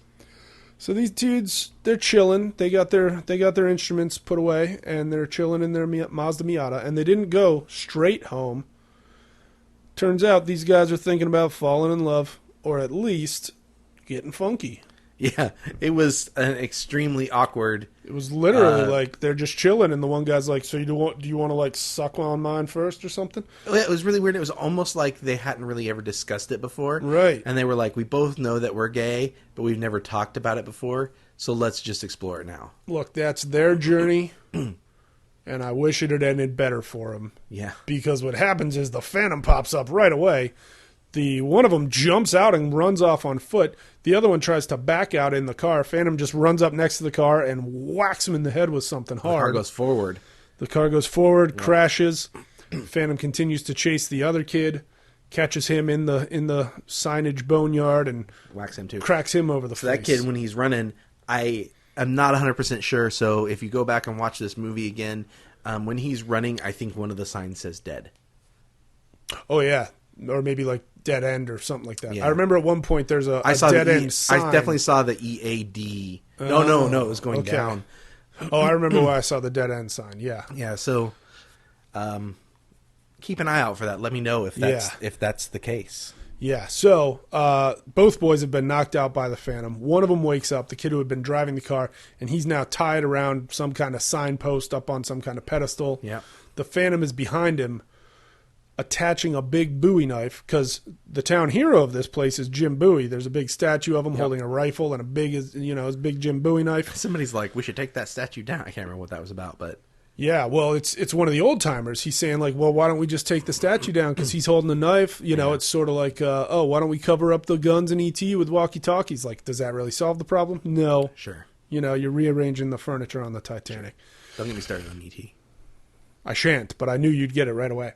So, the one kid wakes up. He's tied to the post. The Phantom's behind him, attaching a Bowie knife to the front of his trombone slide. Yeah. And then the other kid comes crawling out. His face is just smashed all to hell. Yeah. And as he's crawling, you can see on the lawn, written in pieces of signs, is the word Phantom. Yep. Then, much like in the first movie, the Phantom takes the Bowie knife. Oh, he kills the kid down on the ground first. Does he? Was he shoot him? He shoots him in the head. Shoots him in the head from afar. Then he proceeds to use the slider on the trombone to stab the other kid in the back a lot of times. Yeah. As if he's playing the trombone, but he's playing it with a pillowcase over his head. Yeah, so it doesn't go well. Not getting any really sweet notes out of that thing. And the stabbing noises are so gross yet again. Yep. And as he's doing that, they cut to an aerial shot of that, and on the ground over there it says Legacy. Yep. And that's pretty effed up. So, there we go. So now there's been 3 copycat murders by this darn Phantom. Yep. Let's see, what's next? We got that. Phantom shows him. We talked about that looking kid. at his notes. Mazda Miata, Straight Homeboys, Phantom and Legacy. Booyah. All right, now. So then they realize that they didn't get the guy. They didn't get the guy, because the guy that was shot that same night certainly wasn't the one in the boneyard killing those poor kids. They're like, well, we got to look at video footage to check the timing, but we think this happened after. Yeah, it's sad. Jamie tells Nick the story of the first time she ever heard about the Phantom. Mm-hmm. And this is important in her life. She talks about she was 8 years old at a slumber party with a bunch of girls. One of them was telling the story of the Phantom. At that moment, the one girl's older brother comes in with a phantom pillowcase over his head and scares the hell out of the girls. Jamie's freaking out, crying. She can't calm down. She calls her parents to come pick her up. And on the car ride home, they get into a fatal crash. Jamie's the only survivor. So in a way, her fear of the Phantom, as far as she's concerned, killed her parents that night. Sure. And she blames herself, her hot self. Yeah. Nick tries to kiss Jamie. This is where the dead end sign comes in. They're sitting in the front seat of a car, and Nick's got his visor down in front of a dead end sign, so all you see is the word end. Yeah. And Nick tries to kiss Jamie, and she's like, ooh. He reaches a dead end. Not so fast, pretty lips. He reaches a dead end. Maybe it's the end of their friendship. She makes him walk home. Yeah, that's not cool. In the town that dreaded sundown. Guess what time it is? Sundown. Sundown. She makes him walk home for being an ungentlemanly. Boy, then we jump to Christmas Eve. So now we're talking roughly 2 months after poor Corey was killed. Yes. The FBI has traced the Phantom's email. The one he sent to Jamie. Mm-hmm. FBI traces his email to... The Preacher. The Preacher, played by the guy from The Lost Boys. Edward Herman? Something like that? No. Edward Herman? I don't know. Something. I'll look it up for you. I can't remember his name. You look it up. They trace it to the Preacher. So Lone Wolf Morales and Deputy Gary Cole, they go in to talk to the Preacher. They're like, yo, dude, the FBI found this out. What are you thinking? And he's like, hey, he doesn't cop to it right away, but he's like, this town's lost, you know. We gather every year to watch that Murderers movie, but I'm having a harder time bringing my people into church. I think these people want to get, found all over again. People have been coming to my church ever since these murders have been going on, blah, blah, blah. And then he says something like, I need to call my my personal assistant and my lawyer. So basically he's about to say, yeah, I sent that email. I need to get myself out of trouble here. His name was Edward Herman. It was Edward Herman. He died December 31st, 2014. So that was just last year? Oh, boy. Nick is back in Jamie's good graces. He goes by for Christmas Eve to ask her for a walk and talk. They go walking off. Walking. They discuss Charles Pierce Jr. Charles Pierce. That's got real quiet all of a sudden. Oh, I was building the moment. Charles Pierce directed The Town That Dreaded Sundown in 1976. Yep. They find out his son still lives in Texarkana. And maybe they need to go talk to him. Also, Nick gives Jamie a nice Christmas necklace. Yep. And it's just very sweet. And let's see. That's the end of that note. So Charles Pierce Jr., yeah. Do they go... This is Christmas, right? Yeah, Christmas Eve. So they don't see him on Christmas Eve, right? They see him after Christmas, right? Yeah, they go by. So we have the bar scene now, right? Right. The bar scene. Because Morales and the dad from Gleaming the Cube are talking about what's the pattern of the murders. Lover's Lane, hotel, trombone and knife. What's next? And the one guy's like, a farmhouse. And he's like, it's Texarkana. Every house is a farmhouse. Right. Cut to good old Deputy Gary Cole. It's his night off. He's having a beer in a bar. Just like a hardworking man is allowed to do. Pan down the bar. I forget her name. Yeah, I don't remember. But I'm guessing she's a prostitute. Or certainly some sort of... I got the feeling that they'd known each other for a long time. See, I thought they'd known each other for a long time because she's a prostitute and she'd been giving him freebies to stay out of trouble. Oh, yeah, maybe. But maybe not. Yeah. But I remember the first time I watched the movie, I felt like there was something in the dialogue that was like, if I get my freebie, I'll make sure nobody hassles you. And we see someone in the background paying attention to this conversation. We do? That they're having. Is it the yeah. Preacher? Nope. Is it And Nick? we've seen him one other time. We see him in the town hall scene fidgeting in his seat. Fidgeting in his seat in the town hall scene. Yeah, and you just referenced him in your notes. Oh, Charles Pierce Jr. Yep. Because we don't know that's we don't know who it is, but he is there. Right. The man that they're going to go talk to is there. Right. And we've seen him twice, and he's very fidgety, and he's clearly paying attention to everything. Deputy Gary Cole and the barfly. Eileen. What's her name? Eileen? Sure. No, I don't know. That's my grandmother's name. I'm sorry. I feel like it's maybe Maureen. How about I look Either way. on here? Cut to Gary Cole chilling in his recliner now, enjoying a beer and something else that starts with the letter B. Yeah, he really is. And it ain't Ardell. I was close. He's enjoying something. Some oral. He's enjoying some fixation. Oral from Ardell. Oh boy, we're gonna get letters for this. I listed as explicit. So he's chilling, having enjoying himself Mm-hmm. in his house. I don't think they've established exactly what kind of house it is. I'm not sure if it's his house or her house.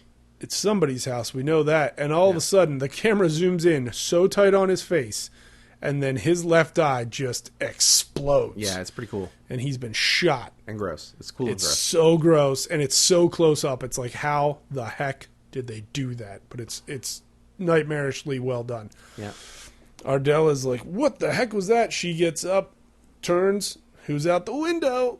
It's our potato sack face. Potato sack face Phantom with a gun. He smashes through the window and starts chasing her. She goes out of the house. Turns out they sure are in a farmhouse, and there is like nothing around. She goes running into the field of tall grass. All of it is what color? It's orange brown. Pretty much orange. Yeah. It looks like a sundown itself, but it's night now. Mm-hmm. Nice moon, making everything look pretty. She's crawling through the grass. The Phantom goes tromping into the grass after her. Some really cool aerial shots on this. Extremely cool. Although I really have to wonder how he could have had that hard of a time seeing her cutting a big path as she crawls through the grass. But whatever, it added to the suspense. She bumps into the Scarecrow. And she screams. Screams. Booyah, she's found. The Phantom falls upon her and probably stabs her a bunch of times. Yeah. Kills her. Mm-hmm. It's gross. It sounds nasty.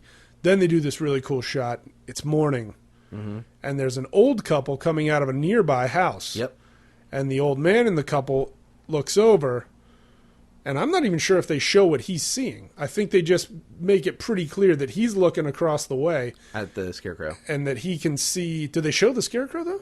Well, they show her on the Scarecrow. Oh, they do? thing. Okay. Yeah. I must have been writing Yeah, notes. so she's tied up there, and she's got the knife still in her, going through her into the wood. So this guy, at his farmhouse, sees way down yonder to the Scarecrow, and this poor girl dead, Ardell, on the Scarecrow. And then they do this really awesome moment where they pan by the window of the old couple's farmhouse, and all of a sudden, a guy steps into frame with a slate, and he's slating for a camera that's off in another direction. And he's like, take two or whatever. Yeah, and they pan over, and there's the film crew from 1976 making the movie. And I think what they're implying there is that is the actual original farmhouse. Yeah. Certainly from the movie, maybe even from the original Murder. Yeah. And it's just this wild, weird little dream moment of like, you were in 2013, now you're in 1976, and you're right on this same piece of property where the murder actually happened in 46. It's a fun little ride. Yeah. You know, it's like Alice in Wonderland a little bit. Mm-hmm. So that director hunched over in his chair looking intently. That's got to be Charlie Pierce, am I right? Mm-hmm. Charlie Pierce Sr. Jamie and Nick go to visit Charlie Pierce Jr. Yep. And he's telling them the story about his dad. He's just telling them about his dad. Right.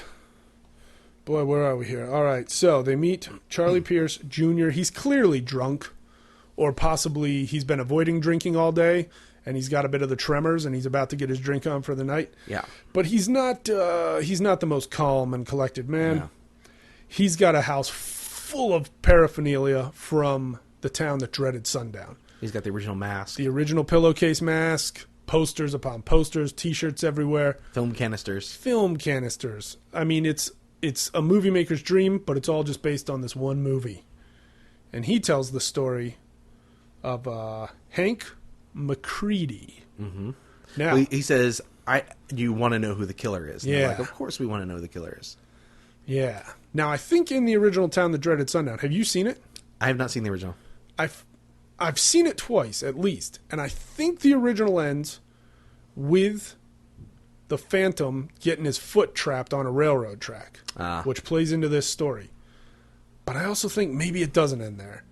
But what that's about is Hank McCready was a dead body found on a railroad track, having been chopped up pretty thoroughly by a train.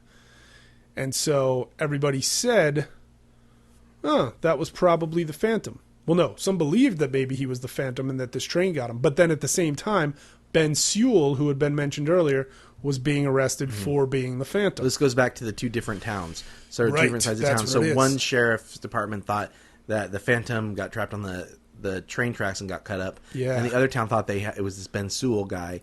And so Right. one got believed more than the other, basically. Right. Ooh, my tumors is growling. So, Charlie Pierce is talking about McCready's widow, who was pregnant with McCready's baby. She was like, no way. My husband wasn't the Phantom. You do an autopsy on his corpse. He wasn't the Phantom, and I'm willing to bet he wasn't even killed by that train. Now, somehow in 1946, they were able to determine the difference between getting sliced apart by train wheels and getting stabbed a bunch of times on I mean, they seem this like they'd corpse. be pretty different. You would think, but I'd be very surprised that they found him. Anyway, maybe it's a true story. I don't know. The autopsy reveals McCready was indeed stabbed to death and left for dead on the train tracks. And Pierce is saying that the Phantom killed him, stabbed him to death, left him on the train tracks, then jumped on the very train and took off for California, never to be heard from again. Then he talks about McCready's son is born without a father. His mom's going on and on about how this town, Killed him. killed your dad, and, they haven't honored his memory, this and that. And then maybe McCready's son has a son of his own. Mm-hmm. And now that little boy's got grandma and dad talking about how grandpa was killed by this Phantom, and the town won't even acknowledge it. Right. And Jamie and Nick think that sounds pretty plausible. Well, Jamie does. I think Nick isn't exactly sold on Pierce. I think he thinks he's a little too obsessed. Yeah, they go back out. They leave the house. And he's like, he lives on a houseboat. He lives on a houseboat in a field. Right. And Nick, who himself is obsessed, also thinks that Pierce is too obsessed. And I think they're both too obsessed, frankly. Boy, oh boy. That night, Jamie's grandma is like, yo, I just found your stack of college acceptance letters from California. Why didn't you tell me you've been getting these? Yeah. You've been investigating this case too much. You're not going to let this become your life. We're going tonight. We're driving to your uncle's in California. We are leaving this damn town. Jamie's like, whatever, I guess, dude. You're my grandma. Got to listen to you. Much like maybe McCready the third listened to his grandma. Nick comes by to say goodbye to Jamie. They kiss a little. They shag a lot. Oh, yeah, they definitely do it. They're lying in bed together. Jamie wakes up and sees Corey's dead body in bed next to her, and he's covered in blood. Yeah, and he gets up and walks away. His eyes are all crazy, and he gets up and walks away. And as she sits up to watch him walk away, her bed is out in the middle of a forest. Yeah, and the trees are out there, and it's really great. It is awesome, but it's just, I think I would pee myself if I had a dream like that. So Nick wakes up, and he's like, cool, have fun in California. I'm going to walk home in the middle of the night. Yeah. Guess I'll just walk home in the middle of the night in a town with a murderer after doing nothing but investigating this murderer. Now... Well, it's interesting because he starts to walk towards the street. And he sees the cop. And he sees the cop car, and he decides, I don't want to be seen by the cop car. Yeah. Suspicious. Very suspicious. And, frankly, I would think the only person confident enough to walk home in a town that dreads sundown is the murderer himself. Mm-hmm. So Nick goes walking along through the night. He seems to be enjoying himself just fine. And then... Well, then we get like a weird editing yeah, choice. the flashing light. The light. Yeah, I don't get it. I think it must have something... Hang on. Was he actually experiencing darkness and brightness? No, I don't think he was. I think, having seen it this second time, because the first time I saw it, I was like, if I was him walking alone and the lights that I was walking by were just going out and then coming back on, I would be freaking out. Yeah. But I think that was to somehow suggest that he's being watched and maybe even recorded. Like, so there's like a flicker of a projector or a yeah, camera or something like that. Like, or it like in a way it had kind of a slide machine, a slide projector effect. Yeah. Like, here's the slides, but he's moving in each one. But yeah, it felt like he wasn't experiencing those blackouts. Yeah, it was weird. Like, it was really we were strange. being shown. Yeah. It's a tricky technique, but then, ooh, Phantom in your face. Yeah. It's pretty safe to assume Nick's just been, I don't know, decapitated or something. Yeah. Phantom's definitely swinging something big. Jamie and Grandma wake up in the middle of the night. Jamie runs down to the cop that's been patrolling outside of her house. She's like, yo, dog, I heard about this dude McCready. Here's all the information I have on him. I'm going to write a story about it. I'm going to write a story about it when I get to California, but here's the information for you. Give it to the cops. You guys bust this dude. And Officer Foster's just like, yeah, that sounds great. I'm Josh from Blair Witch Project. Mm-hmm. Heather lost the map. So, Jamie and Grandma. It was Mike. Mike lost the map? Yeah, Mike kicked it into the river. Oh, that's right. Darn it, Mike. Jamie and Grandma are about to leave town, but boy, do they got to stop for some gas and refreshments. Mm-hmm. And they got to do it inside the limits of Texarkana. Yep. Jamie goes in. There's a funny little kid. Desi was laughing a lot about the fresh bait sign right behind this kid's head. Yeah, it's another nice. What is it? Jamie grabs some waters, and all of a sudden we hear 2 gunshots. Yeah. Jamie runs outside. There's an old man who had been pumping gas. He's laying dead on the ground. This old man who wanted to get rid of the statue. I think he was being sarcastic. But yeah, that guy. He's dead. And Grandma's outside of the car for some reason with her throat slashed. Yeah. And Jamie runs to her, and she's like, no, my grandma. Boom, sniper bullets. The Phantom is up in a window somewhere, sniping at her like Lee Harvey Oswald. She manages to spill Grandma's purse and finds Grandma's handgun. Yeah. And she goes running. Phantom comes down from his perch and goes chasing her through the streets. They go into some weird building that I don't even understand. Was it almost the railroad like station or something? I thought it was like not necessarily a train station. It could have been a bus station. Ooh. But she squeezes in. Yeah, and she seems to know all these nooks and crannies to get through this building. Yeah, you know. She's always finding the ripped open part of the fence in the darkness. It's the last act of so she's on the run, basically running through the middle of town and then out into the woods. She crosses that creek, which there's a scene in the original movie where I think the Phantom gets almost stuck crossing that creek or something. Now I just want to watch the original again. And as she gets out. As she gets up out of the creek, arrow! Right into the leg. Right into the leg. And then she keeps moving, but I think she catches another arrow in the shoulder. In the shoulder. Yikes. Falls down. She's been shot twice by arrows now. She's fallen down. She's laying on her back. She looks over, and I should probably say that into the microphone. She looks over, and the Phantom is stalking toward her in the darkness. And she's like, no, please. And she's twisting and turning and trying to find the strength to get up, and she looks over the other way. Mm-hmm. And what? And she sees the Phantom. Stalking towards her in the darkness from the other way. Yeah. And then it cuts to an overhead shot, and 2 guys dressed as the Phantom are closing in on her out there in this clearing in the woods. Yeah. 2 Phantoms, ladies and gentlemen. 1 town, 2 states, 2 sheriffs, 2 police forces. Mm-hmm. 2 Phantoms. Yeah, and I almost don't want to spoil what happens next, just in case anybody listening has made the mistake of not watching it first. Okay, here's what we say. If you haven't watched it, put this on pause. Go watch it. It's an hour and 26 minutes or something. It's really short. It's a real short watch. Jamie's beautiful. You won't get bored. Yeah, she's from. I recognized her from Odd Thomas, another. That's what it was. Fun little film that I liked. That's in the bucket, right? It's in the bucket because you haven't seen it with Anton Yelchin. Yep. Oh boy. So go watch it and then come back and unpause this and finish it. So let's give a moment of silence real quick. We're back. Okay, so you have now watched The Town That Dreaded Sundown, right, Viewsters? Yeah. So the bow and arrow, potato sack face, gets on top of her. Right. And he puts his head down and starts sniffing her chest. Boy, does he. Yeah, it's really weird. It's weird. And allows her to pull the hood off. Right. And it is Deputy Foster. Josh from the Blair Witch Project. Yeah. And I think right then she figures out who he is. Yeah, she realizes it's the grandson. He must be Hank McCready III. Yeah, and he says yeah. And he tells her yes. Yep. And then the other guy has his mask. He pulls his mask off. Oh my gosh, who's it gonna be? And it's very slow and painful.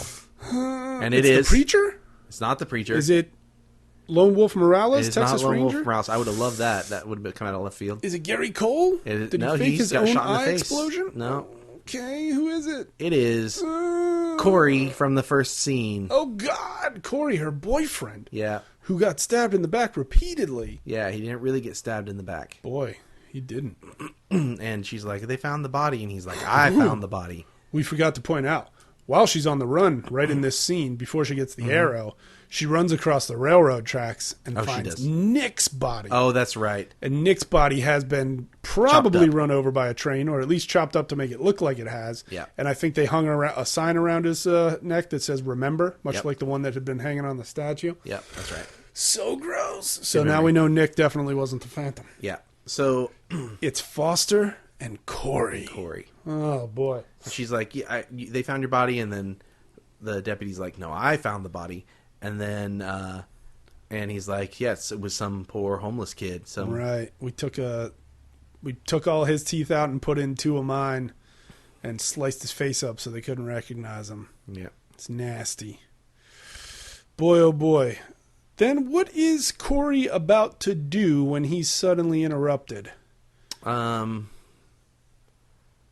He's just going on and on about how he was the golden boy. And how, he's got this big monologue where he's sort of preaching to her. About how the town tells you who you are, you don't get to decide. And right, and that she's kind of like him. And because she's now like, the girl who... like you. Right, he's like, you're the girl who escaped the murderer. I'm the golden boy quarterback, blah, blah, blah. This place is repressive and this and that. He gets interrupted by what? Kablam. A bullet to the head. Yep, Corey's his own murder partner. Dead for reals this time. Kills him. As far as we know. Yeah, bullet to the head usually does it. I mean, we didn't see, like, brains or anything. We didn't actually see impact. That's all I'm saying. I thought I saw... He falls down. I don't remember, but I just remember he falls down. But it's alarming and gross. So, yeah. So the deputy kills him. Yeah, his own murder partner kills him in cold blood, and then he explains to Jamie, I'm going to make it look like you two faked this idiot's death, and you did it. And you killed your own grandma. For popularity, and you killed your own grandma, and then you killed him, and, I don't know, yourself? I forget exactly, because he's basically about to stab her in the back. And that he shot her. Oh, no, he's gonna shoot her. Oh, yeah, and then take the credit for it because he's a cop. When he flips her over, the gun pops out. Her gun pops out. Okay. On the ground. Remember, she's carrying her grandmother's gun. Right? So he flips her over and pushes her, and when he does that, the gun comes out onto the ground. Okay. And so he stands up to shoot her, and before he does, she rolls over and shoots him. Oh, so he doesn't see her gun. No, he doesn't see the gun. I thought you were saying it came out and he saw it. No. Okay, yeah, so he's about to shoot her and take credit for it as a man of the law. Yeah. She flips around, shoots him. Yeah.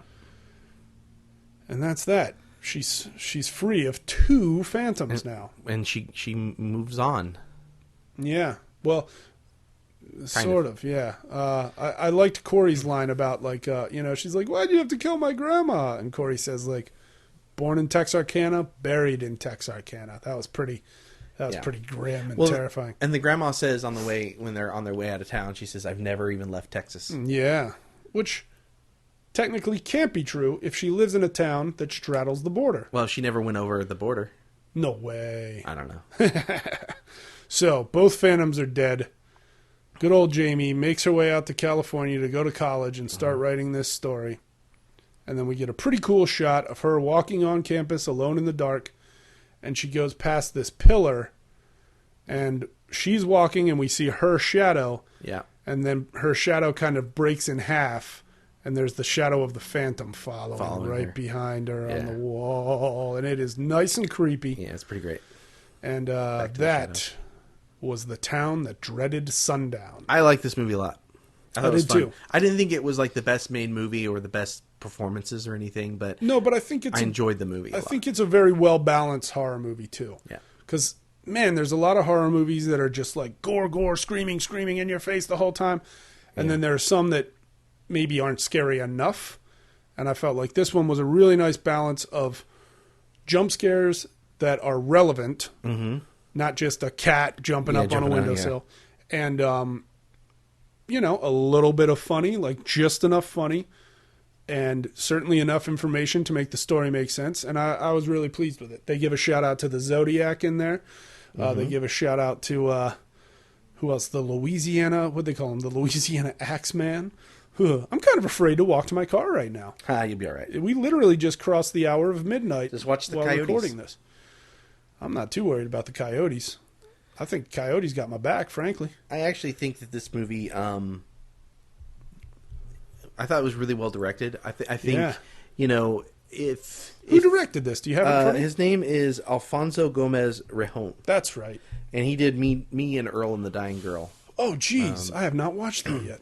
So, and he's got a couple more movies coming, but he also did some American Horror Story episodes. He did some Glee episodes. I'm not the only one who heard that just now, am I? No, I heard it. Your door just like sort of It's Benjamin. shifted. Oh, right. Benjamin's here. Hi, Benjamin. Benjamin's the ghost that lives in our apartment in case, we've never talked about Wes's him. apartment. I don't share this apartment. Yeah. But I try to be as nice as I can to Benjamin when I'm here. Benjamin gives us all sorts of interesting ghostly sightings. We've had some doozies. Maybe Yeah. we'll talk about that on the next one, Yeah. since we're still in October. I felt like this movie, if it had been a better story or better performances or whatever, like something like really great, like a really great story, this director, I think, would just take off. I feel like with how simple the story was, he made it like unique. He made it really fun to watch. So I really liked the movie. I thought it was beautiful, and I thought it was well crafted. Oh, God. Oh, he's yawning into the microphone. That was like a full-on yawn attack. I'm going to go ahead and agree with you. And yeah, I'm glad I watched it a second time, and now I want to watch the original again. I just might fast forward through some of the cornier parts. Do you have it, the original? No, but I think the original might still be on Netflix right now. That's also not on? It's not on there. Netflix removes the horror films right around October. But see, then they also put a bunch of different ones on right around October, too. Yeah, but not the ones you want. Maybe that's true. But what I still have not looked up yet is whether or not this movie is a true story. Did these copycat murders actually happen in 2013? I don't think so. And I almost don't even know if we could find a credible enough source. Because I feel like we would have heard about a serial killer. Yeah, you would hope, but then again, it's Texarkana. It's like, when do you ever hear news out of Texarkana? 9 people or something. You would have heard it. You would have heard about it. I mean, I hope so. All right. Oh, gosh. Let's draw the next movies from the bucket. Scary movies? The next 2 October movies are our only other 2 October movies we're going to have. Should I go first, or do you want to go first? You always go first. Do you? Yep.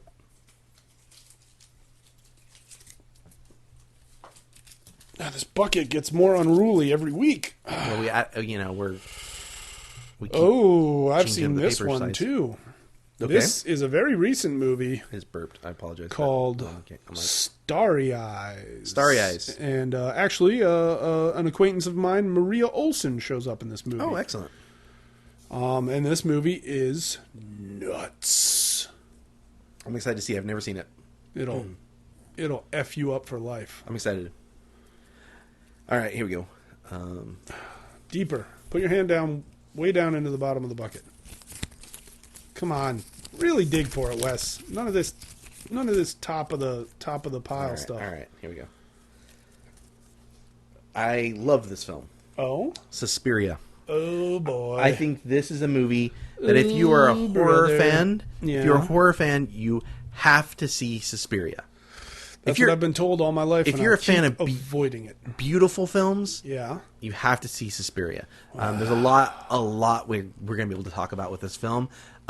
That's kind of interesting, Starry Eyes, because Starry Eyes is about an actress, right? Yeah, an actress who is willing to do anything to become famous. So Suspiria is about ballet dancers. So it's sort of... Are you kidding me? Similar, It's extremely similar. Art. To, artists of the stage. Young certainly. women artists, yeah. Oh my God. I'm afraid to watch Suspiria. Man, we draw some really interesting things it's weird. together. I almost want to reach into the bucket right now and just draw two things to put right back in the bucket, but just see what they are, and let's just see how they might relate real quick. Do it. Where's the bucket? I don't know. Bring the bucket back because out. then people will have know what's coming. No. That what's in the bucket. We won't even say it out loud. I mean, they know Hodorowski's Dune is in there. Let's not even say it out loud. All right. Well, hold on. Oh, this is going to be tricky. Experiment. Oh, boy. Oh, boy. I don't know why you're acting like the bucket is so far away. We just drew two movies out of it. It was just... All right. I put it up there already. So I'm going to read this silently and then show it to you. And this then, is the regular bucket. And then you read yours silently and show it to me. And then we won't discuss the specifics, but we will discuss if these two movies are somehow related. Let me show you. This is the October bucket. Right. This is the regular bucket. That's why it was right higher up. The October bucket there. Okay. Okay, so here's the movie I drew, Wes. Is it going to be related to the movie that you randomly draw? No, that's a pretty random one. Nope. What is it? Let me see. I think I could if I had a minute to think. You're stretching here. You know why it wasn't though? Is because this isn't real. They're going back in. Right. So if it was real, it would have worked. I tell you what, though. I mean, there is definitely some similarities going on between those two. Yeah, definitely. All right, but I'll explain off the air. All right, guys. Thank you for listening. Yeah, for joining us on this very scary ride into Halloween time. We do have the Patreon page still up if you want to try that. I know they had a little hacking situation. Yeah, maybe give it some time to all settle, but I'm willing to bet Patreon is boosting their security. Yeah, they're probably better than ever now. Or if you know us personally and want to donate money, you can figure out a way. Yeah, support the show. In November, we have AFI Film Fest, and we are hoping to do both videos as well as maybe some podcast episodes. Yeah. We'll see. And in the meantime, enjoy watching Starry Eyes, which is available on Netflix, and Suspiria. We will see you in 2 weeks. Happy Halloween. Bon cinema.